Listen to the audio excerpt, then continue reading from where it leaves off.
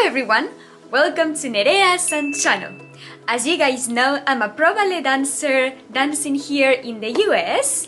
So for today's video, I thought it would be very interesting to talk about unpopular ballet opinions. I asked you guys on my Instagram and on YouTube to share with me your unpopular ballet opinions. So in today's video, I'll be reacting to them. Plus, at the end of the video, I would also be sharing some of my own unpopular ballet opinions. It's going to be the first time for me to do these kinds of videos. Everybody, of course, has a different opinion or a different point of view of certain things. So let's take this video as fun, interesting, respect all the opinions. Yes, only love. Yes. I have my notebook here as always. Let's start with the very first one. Ballet teachers force excessive stretching to students. I would say depending on the school. For example, when I was at the Bolshoi Ballet Academy, we did do a lot of stretching, but there are some other schools that actually don't recommend stretching. I think somewhere in between would be the best, kind of like balancing it. Another one which I think it's really interesting.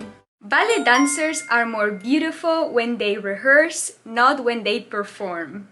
The thing is that actually some dancers don't like performing as much. They like to train in the studio. Obviously, we have a lot less pressure when we are in the studio usually. I do know dancers that prefer dancing in the studio than on stage. Or like they look so pretty in the studio, but then it comes to the stage and like they freak out. I kind of get your point in this one. Ballet teachers look scary. Not every ballet teacher teaches the same way. And of course, I've also seen like really mean teachers and truly lovely teachers.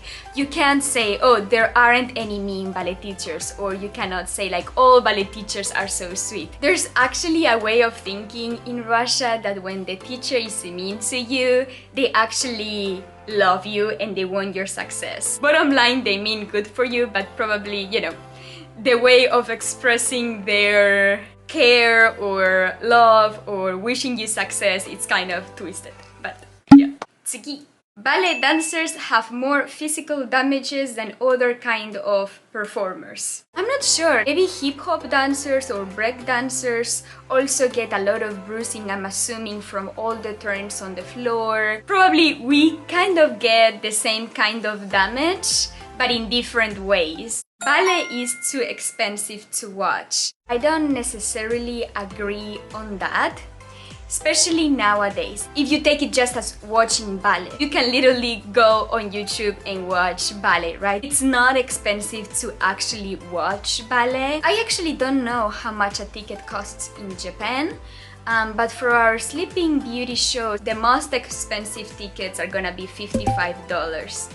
And the cheapest one is gonna be $35. It's something special that you don't usually do it every day, so it is, but kind of it's not. Sorry. Adagio is the best combination. I agree. I love a beautiful, dancey adagio. Some dancers may consider adagio as a torture because it's very slow, but I do like adagio. Are you worried that your body will change in the future, especially after pregnancy or childbirth? I think the body is constantly changing. Like my body changed a lot from when I was in the Bolshoi Ballet Academy to my first year in New York to now. Like it's always changing. And I'm thankful for that because of course when I was at the Bolshoi Ballet Academy I was 18 but I looked like a 14-year-old. And of course you don't want to stay like that forever. Hopefully we'll all work out and I'm excited for the journey to happen someday. I don't quite get the Balanchine style. It's very fast. It looks sporty. Why that hand? The Balanchine style or the Balanchine technique is one of the most famous, like Vaganova technique, Balanchine technique, or English technique. A fun fact, George Balanchine, who created this style, was from Georgia. So like he spoke Russian, he went to Vaganova, he knew the Vaganova technique, but then he moved to the US. And the reason behind changing the Vaganova technique was because he wanted to make it more fit for the American audience. So he wanted to make it more exciting, he wanted to make the movements faster. Wide the hands, so like this would be kind of like a Balanchine hand. If you compare it with the Vaganova hand, which is like this, right? So you'll be like this. The reason behind this, some teachers explained to me, is that he wanted every finger to kind of be visible, and most of his technique is also for the stage. That's why like some of the lines are over twisted or overextended,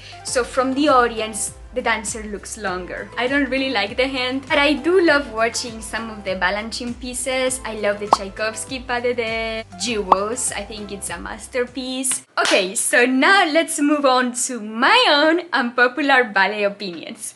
And I'm already warning you, you may not agree on them, but they're my thoughts, so yeah. My first unpopular ballet opinion, I like to wear the tights over the leotard. Some of you guys have commented in my videos that you don't like dancers wear the tights over the leotard. It kind of makes the line of your leg longer. Again, this is a personal preference. Usually in ballet schools they don't allow you to do that. It's more for professional ballet dancers. I started doing this when I moved to America. I prefer dancing on pointe shoes than flat shoes. And you would say like, why? Pointe shoes are supposed to be more painful. I would say 95% of the times that you are on stage, you're going to be wearing pointe shoes, not so much flat shoes. I kind of got used to being on pointe shoes all day. Whenever I'm dancing on flat or taking ballet class with flat shoes, I feel a little bit like off or not so comfortable. I think that men should have pointe lessons. I don't think that you lose anything by wearing pointe shoes, so like, why not? Every ballet school, they have to have a nutrition class, especially young students. They don't really know how to, take care of themselves, especially if they live without their parents. Helping them understand what the body needs in order to function right, not to get injured. Many people have a struggle transitioning from student to pro ballet dancer. It's usually hard, so I think having a nutrition class or kind of like an orientation would be very helpful. Being born with all the talent, I actually don't think it's beneficial for a future ballet career, and this is why. I've seen so many talented students at the Bolshoi Ballet Academy. They feel like, I don't need to work for it, I already have it. So like they lose the interest in most of the cases and they end up quitting ballet. Of course, it helps to have some natural feet or flexibility, but it's not the end of the world if you're not born with them. Most of the time you can work for it, and then the reward that you feel when you achieve or when you improve is way higher and you feel more motivated to keep going. I've also seen some teachers at the Bolshoi Ballet Academy that people used to say like, she was an amazing dancer but she's not a very good teacher. And the reason behind that was because they were already turned out from nature, so it's hard for them to explain to students how to train to get the turnout or like which muscles to use. So yes, I feel like if I would have had all the talents, I wouldn't be where I am now.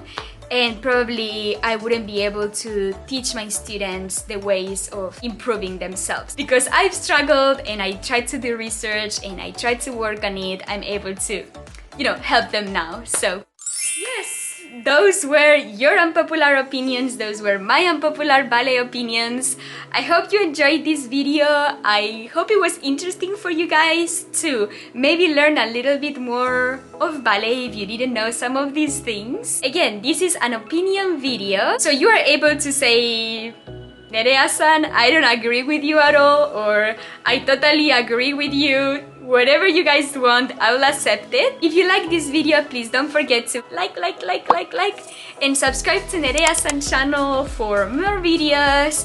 I might do an update video next week, kind of like sharing what's going on right now. So if you guys wanna hear about that update video or more interesting videos at Nerea-san channel, please channel登録お願いします.